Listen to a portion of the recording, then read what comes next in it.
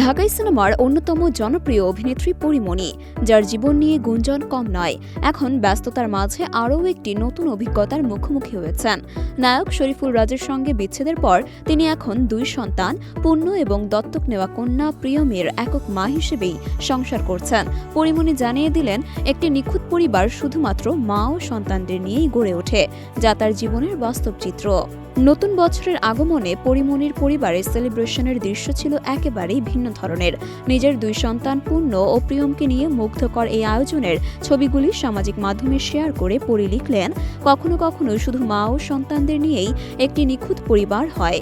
ছবিগুলোতে দেখা যায় পরীমণি তার 2 সন্তানকে বাহুডোরে আগলে রেখেছেন। তাদের সঙ্গে পোষ্য কুকুর ছাড়াও ছিল, যা এই আনন্দমুখর মুহূর্তকে এক ভিন্ন মাত্রা দিয়েছে। পেছনে 2025 সালের বড় সেলিব্রেশন কেক এবং সাদা কালো গোল্ডেন বেলুন দিয়ে সাজানো পরিবেশ দেখে ভক্তরা মুগ্ধ হয়ে গেছেন।